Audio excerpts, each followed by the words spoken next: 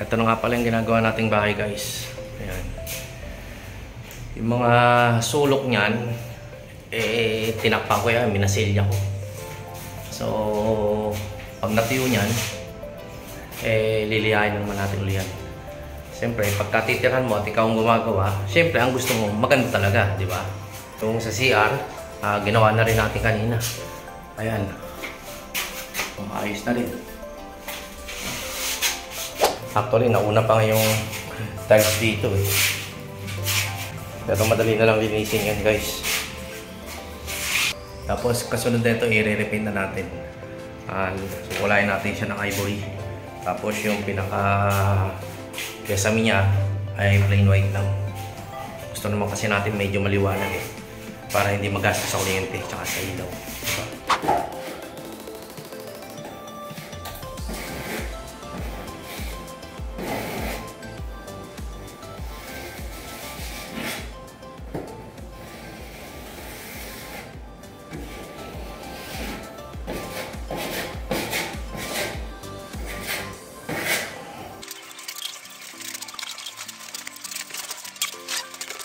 Tapos na pala natin guys yung masilya ito. Ilihain naman natin yung pinaka-aroy. Tapos na pala natin yung silya. Ipinisip naman natin itong wood.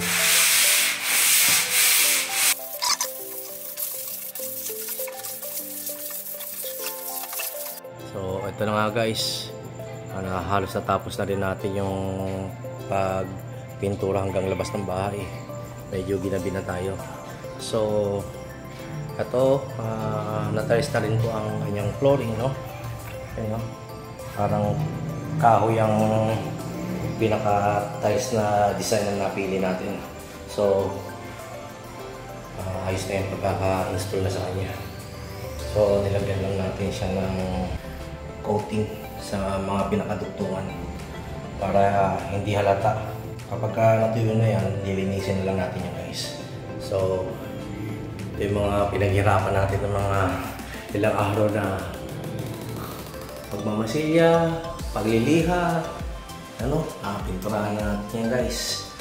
So, maganda na yan, no? Dahil na ako nakikita ang mga butas ngayon. So, at ang mga kantuhan niya sa mga gilid, wala ka na makikita mga siwang.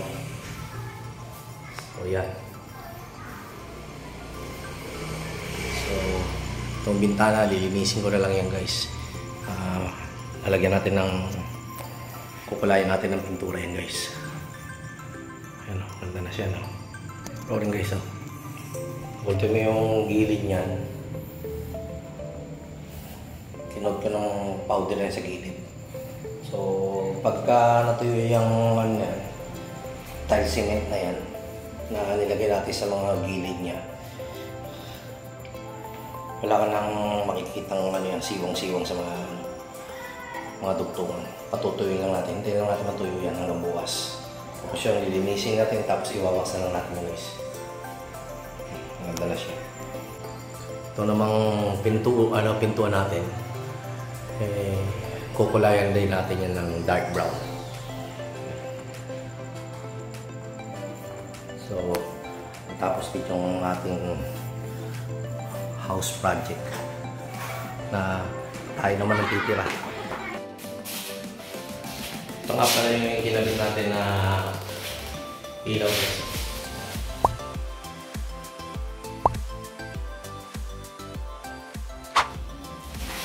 So, bumuksan natin yung ilaw. Okay, yan siya. Dahil gusto lang natin ay pan lang. Yan yung pan. Ganda, di ba?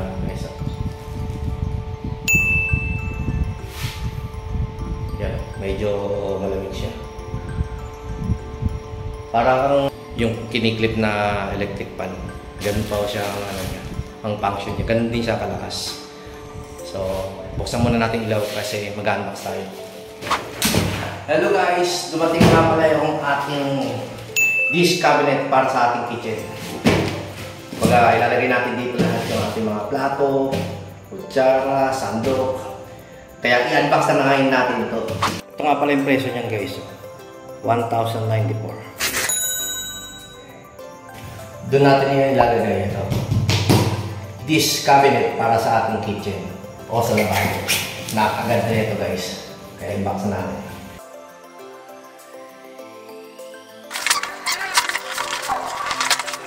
Ito ang laman niya. Dito natin siya ilalagay. Titignan natin kung gaano siya kaganda guys. Sana maganda nga. Simple na natin. Kaya let's go!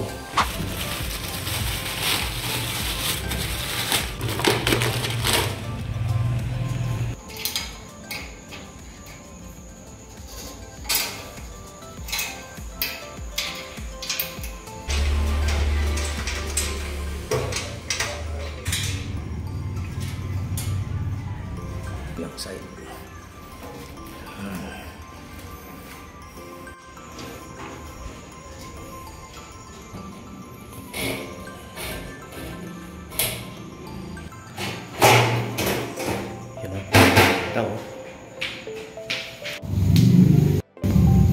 Higpitan na natin ngayon.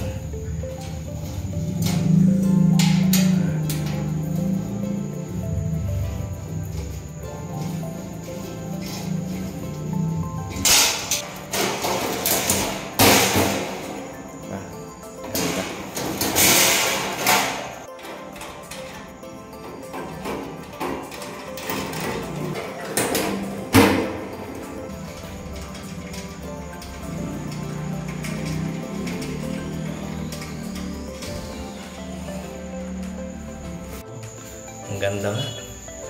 Nailagay ko na. Diba?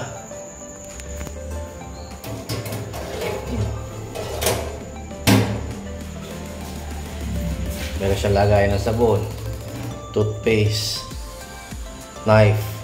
Diba? Tapos dito, sabitan ng sandok. Ang napaganda. Baso. Plate. Swak na swak. Akala ko malaki. Dapat pala mas mahaba pa yung in-order natin. Pero ayos na rin. At ito pa. Ang bagong faucet na 360 na para sa ating lababo. Tara, buksan na agad natin yan guys. So surprise na naman tayo sa ating bagong faucet.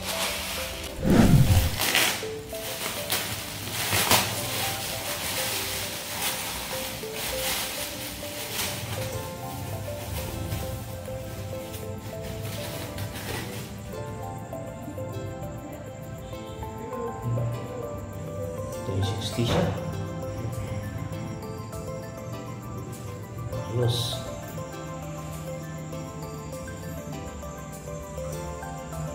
Diyan guys lalagay. Yan, napakaganda niyan guys.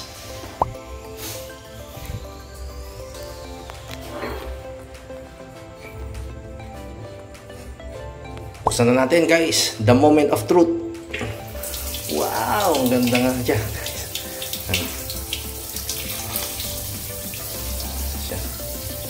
Meron siyang ano dito. Yan. Selectable. Option. Anong option na gusto mo? Ganyan. Ganda, di ba? Ganda. Oh. Wala man tagas yung ating pinagdugtungan. Wala. Ayos na ayos. Pwedeng shower ng buhok to ah. Napakaganda. Ganda. Oh. Diba? At ito na nga. Ano, napakaganda, diba? O, yan na siya. Okay. Shower. Hugas ng plato. O, pwede na tayo hugas ng plato, diba? Tapos hugas tayo dyan. Okay. O, yan. Tapos pwede mo siya ilagay dito. Okay. Tulong-tulong na siya dyan. Ang presyo nga pala nito ay 189 pesos. 0.66. Okay. Napakamura.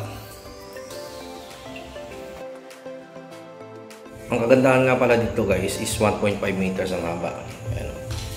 Tapos ngayon, ito, meron siyang adhesive dito, ididikit nyo na lang.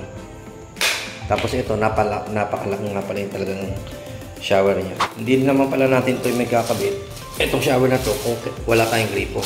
Ang gripo nga pala nito guys ay nabili natin sa 177 pesos. Tara, buksan na ngayon natin. Ito na nga pala yung kanyang gripo. O, sadya napakaangas nga ba? Sosyalin na dati, hindi ba? Tara, install na ngayon natin yan. Let's go! Kabit na natin ngayon guys. Ito na nga, nakikabit na nga pala natin ngayon guys. Ito yung ating gripo. Ayan o. Wala naman siyang leak dito. Wala pang teflon niya pero okay naman siya. Wala siyang leak, di ba? So, yung isa naman kakabit natin dito. Yan. Ito nga, kakabit na natin yung hose. Yan, okay na siya. Then, isunod naman natin itong shower. Yan. Yan, susubukan natin guys. Yan. Ganito nga pala kaganda yung shower niya guys. Yan, diba? Amazing! So, kung gusto nyo palalakasin niya, sisit ko lang yan dito. Ayan o, ang lakas nga naman o. Oh, ang hina na supply ng tubig pero napakalakas ng shower. Di ba nakakatawa? Oh, ang ganda pa o. Diba? Tapos ang haba pa ng metro. Diba? Okay, kakabit na ngayon natin siya sa kanyang holder. Ganda, di ba? Ayos. Shower na shower.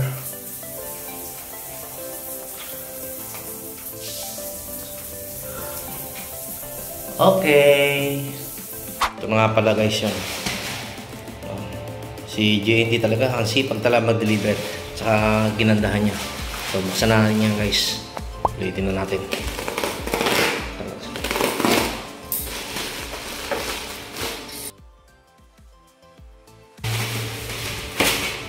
Ganda diba? Ayan. So, didikit natin. Meron naman yung libreng adhesive. Yan, may ganda. Ito nga pala yung adhesive nyo guys.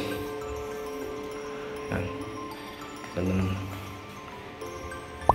Tara, dikit na natin muna yun guys. Natin lalagay. Yung adhesive nyo guys, bali ilang piraso to? Ayan. 8 piraso. So, didikit na natin dito sa mga portion na to. Bali 4 sides ang lalagyan natin. So, yun na nga pala yun. 4 sides ang nailagyan natin, no? So, idikit na natin. Guys, isa pa lang yung nailalagay natin, no? Dikit pa natin yung isa. Ayan na guys. Ito na. The moment of truth. Tatagal na ngayon natin guys. Isa-isa. Hop! Yan na. Yan na siya. Sabay. Ano. Hop! Dito rin muna. Para medyo maganda. Sabay. Okay. Yan. Yan. The moment of truth. Diba ang ganda guys? Yan. Napakaganda.